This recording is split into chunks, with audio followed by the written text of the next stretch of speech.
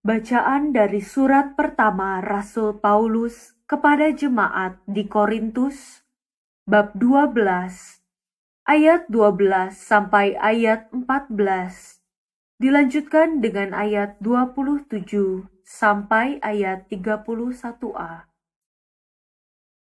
Saudara-saudara, sebagaimana tubuh itu satu, meskipun anggotanya banyak, dan semua anggota itu, sekalipun banyak, merupakan satu tubuh saja. Demikian pula Kristus. Sebab kita semua telah dibaptis dalam satu roh menjadi satu tubuh, dan juga diberi minum dari satu roh.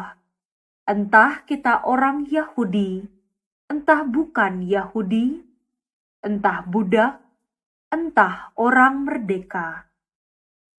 Sebab tubuh tidak terdiri atas satu anggota saja, tetapi atas banyak anggota. Kalian semua adalah tubuh Kristus, dan masing-masing adalah anggotanya.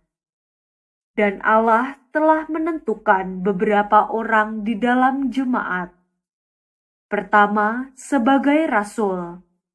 Kedua, sebagai nabi. Ketiga, sebagai pengajar.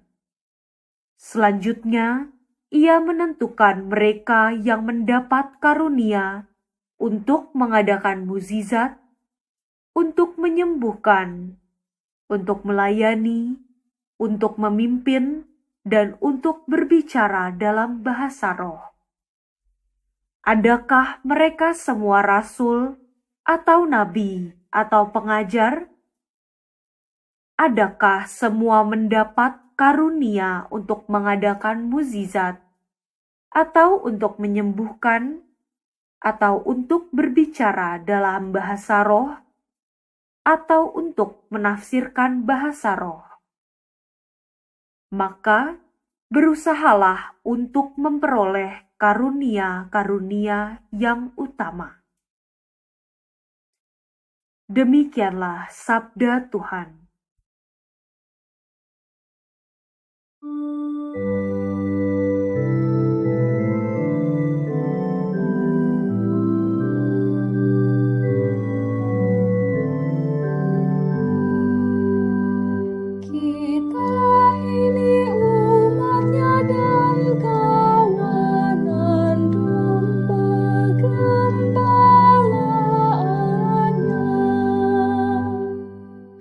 Beribadahlah kepada Tuhan dengan sukacita.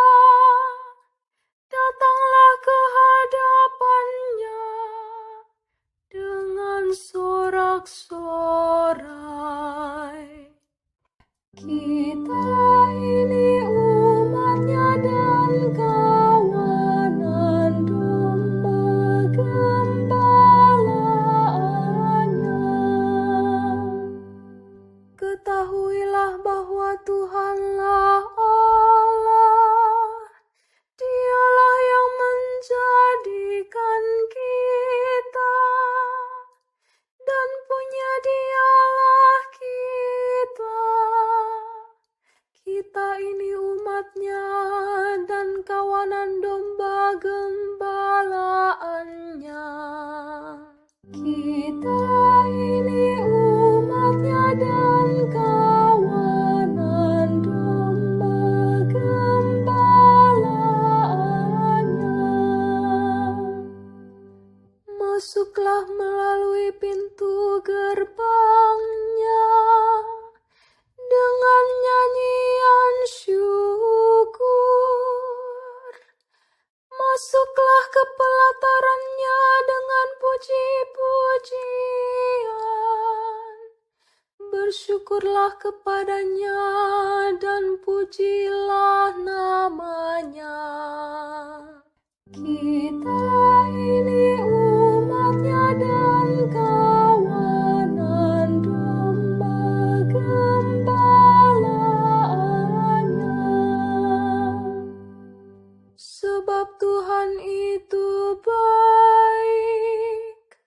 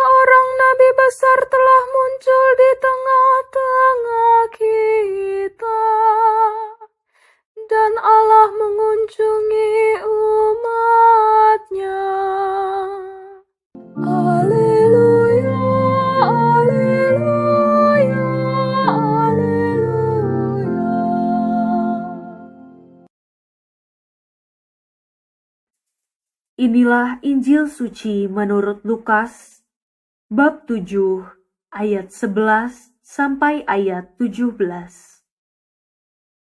Pada suatu ketika, pergilah Yesus ke sebuah kota bernama Nain. Para murid serta banyak orang pergi bersama dia. Ketika ia mendekati pintu gerbang kota, ada orang mati diusung keluar, yaitu anak laki-laki tunggal seorang ibu yang sudah janda. Banyak orang kota itu menyertai janda tersebut.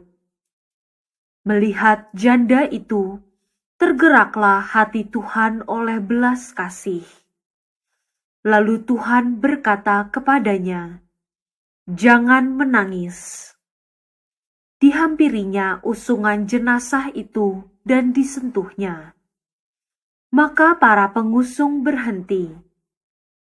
Tuhan berkata, "Hai pemuda, aku berkata kepadamu, bangkitlah." Maka bangunlah pemuda itu, duduk dan mulai berbicara. Yesus lalu menyerahkannya kepada ibunya. Semua orang itu ketakutan, dan mereka memuliakan Allah sambil berkata, "Seorang nabi besar telah muncul di tengah-tengah kita, dan Allah telah mengunjungi umat-Nya." Maka tersiarlah kabar tentang Yesus ke seluruh Yudea dan ke seluruh daerah sekitarnya. Demikianlah sabda Tuhan.